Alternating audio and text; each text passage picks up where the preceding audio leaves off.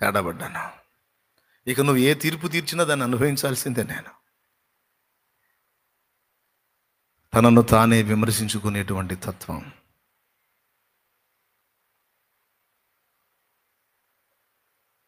మనల్ని మనమే శోధించి చూసుకోవాలి. మనల్ని మనమే పరీక్షించి ఎట్టివారమై ఉన్నామో కనుగొనాలి. మనల్ని మనమే విమర్శించుకోవాలి.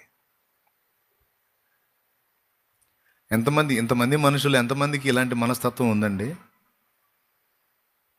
నేను చెప్పినప్పుడు బాగానే వింటారు. ప్రాక్టికల్ లైఫ్లో ఇవన్నీ ఫాలో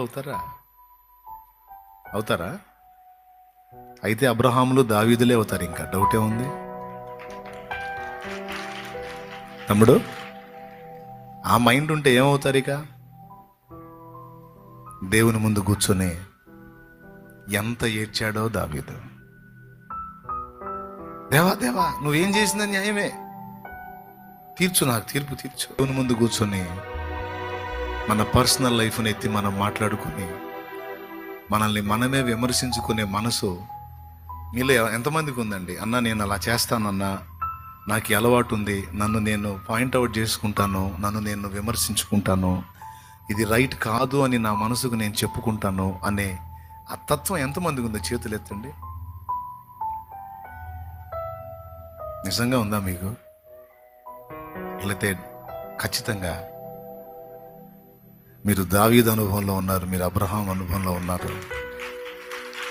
మిమ్మల్ని నా తండ్రి తప్పకుండా హెచ్చిస్తాడు, ఆశీర్వదిస్తాడు, హత్తుకుంటాడు. నీ కన్నబిడ్డ నీ ఎదుటికి వచ్చి ఆమె తప్పును ఆమె ఒప్పుకొని నేను శిక్షార్హురాలిని అని అన్నప్పుడు నువ్వేం కొడతావు? పట్టుబుద్ధి అయిద్దా? నీ కన్నబిడ్డ నీ ముందుకు వచ్చి తన తప్పును తానే ఒప్పుకొని నేను శిక్షార్హుణ్ణి నానా అని నీతో అన్నప్పుడు నువ్వేం కొడతావా? లేకపోతే ఏం చేస్తావు? నువ్వేం చేస్తావు చెప్పు నాకు. దగ్గర తీసుకుంటా, బాధపడకరా, పోనీ అయింది అయిపోయింది లేకపోని ఇంకా జాగ్రత్తగా ఉండు అంటావా? లేకపోతే వాడి మీద దాడి చేస్తావా? దేవుని మనసు అదే.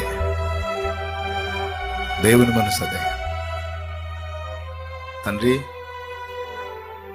నువ్వు నన్ను ఆశీర్వదించట్లేదు, నన్ను ఎలా ఉంచావు అలా ఉంచావు అని అనటం కాదు, కానీ నాకు ఇదే కరెక్ట్.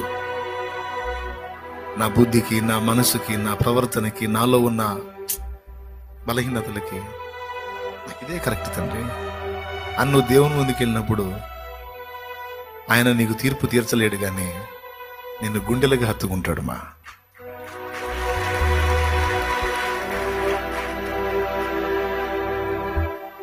తనను తాను కవర్ చేసుకోవడానికి ఎదుటి వాళ్ళని విమర్శించే వాళ్ళని చూశాను. నా కుమారి, నువ్వు అట్టిదానివి కాదు. నిన్ను విమర్శించుకునే మనసు కలిగిందా?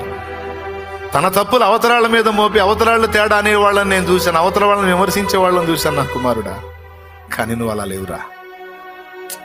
నేనే తేడా అని అన్నావు చూడు. నువ్వు వాళ్ళు మంచోళ్ళే, వీళ్ళు మంచోళ్ళే, నేను రైట్ కాదన్నావు చూడు. నాకు నచ్చావు. దాన్ని ఇలాంటి మనసులు వెతుకుతున్నాను నేను అంటాడు.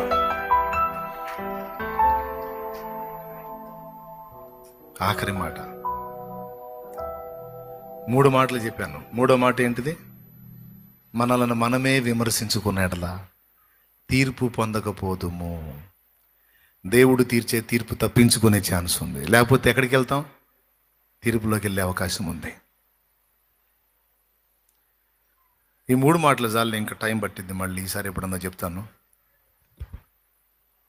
ఎందుకంటే మీకు మళ్ళీ ఆకలి అయింది. గుర్తుపెట్టుకో.